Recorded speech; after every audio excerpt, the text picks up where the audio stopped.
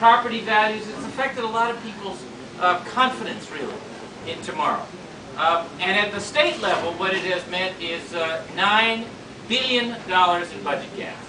Just to give you a sense, that's about a third of annual state spending. Imagine a third of your household budget going away. But we have closed that budget gap. We have closed it and delivered 3 budgets now that were responsible, balanced, and on time, which is not something many others do.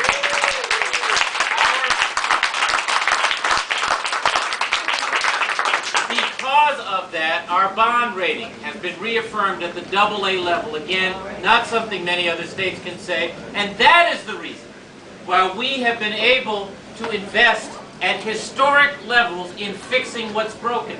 You're at UMass? Yeah. Which campus? Amherst. How many buildings are going up over there at Amherst right now? A bunch. A bunch. Yeah. Exactly. Brand new science building.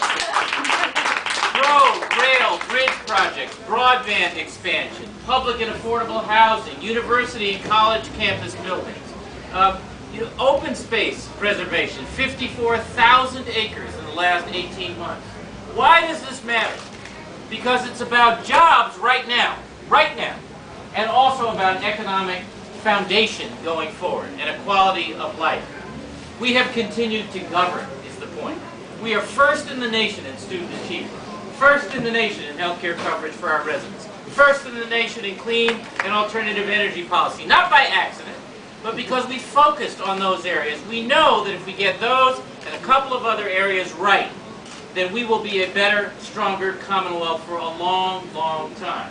We have dealt with some of the most intractable issues and problems up on Beacon Hill. We have ended abuse in the state pension system. We've tightened the ethics and lobbying rules. We've simplified the transportation network, shut down the Turnpike Authority. That has saved you $250 million already, and more over time. We brought competition into auto insurance, which has brought your premiums down by about 10%. And by the way, 11 new countries and hundreds of new jobs. There's civilian flaggers who work at state construction sites. And I would say of all of the reforms, the one I'm proudest of is education reform. Because we now have a way of dealing with the achievement gap. For all these years, we've been on this path of improving our public schools, and we have a lot to show for that. We're not there, but we have a lot to show for. But at the same time, we've had a consistent or persistent achievement gap. And who's stuck in that gap? Poor children. Children with special needs, or who speak English as a second language. More often than not, children of color. And that's an educational and an economic problem, but it's a moral issue too. Those are our kids too. And now we have some tools to get at that. As I said,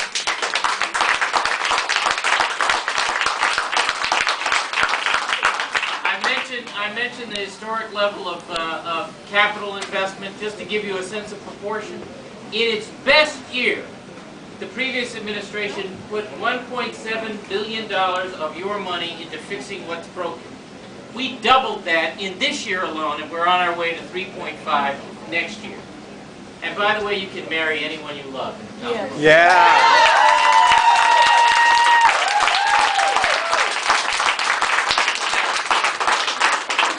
Having said that, I am not running for a second term as a reward for the first. I'm running for a second term to finish what we started. Right. Yeah. To finish what we started. It's important and good that we have tools to close the achievement gap, but we still have an achievement gap to close. Right? Right. We've done a lot of work to transition our economy to the innovation economy of tomorrow. Biotech and life sciences, clean and alternative energy, IT. These are the areas that are growing even in this downturn. But there are a lot of people out of work right now. And they need opportunities in that new economy. It's great that 97.5% of our residents today have health insurance. There's not another state that can touch us, but it's still too expensive, especially for small businesses like this one, or for sole proprietorships or families. And we have done a lot in the 2006 campaign and the President's campaign to bring new voices and new perspectives into politics and into civic life. But we have an awful lot of people still who feel on the outside looking in. that service in government is not public service, it's self-service. We need to turn that around.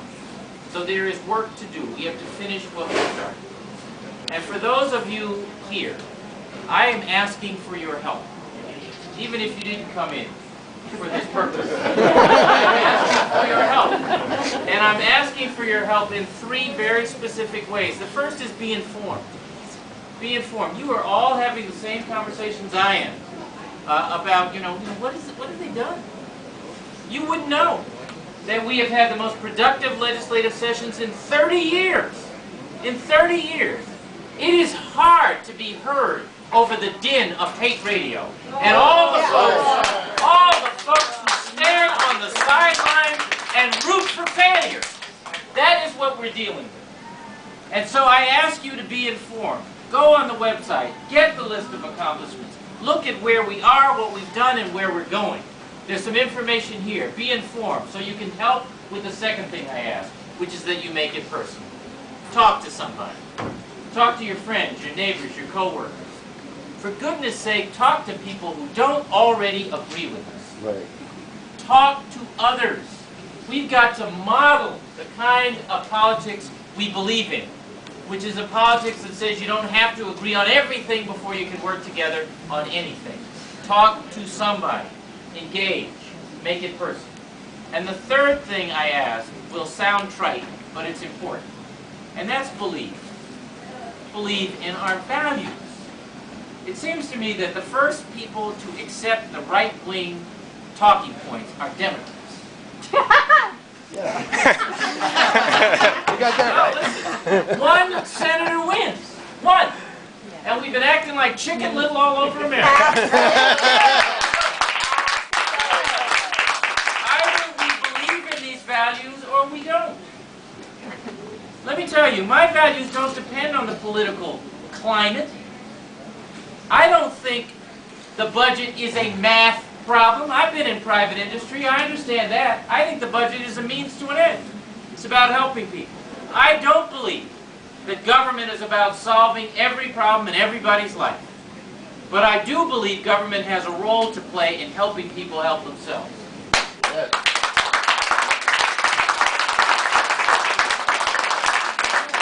I do not believe in this old failed idea that everybody is on his or her own. I believe in generational responsibility. That each of us in our time must do what we can to make a better way for a generation coming behind us. It's an old idea. It's an ancient idea.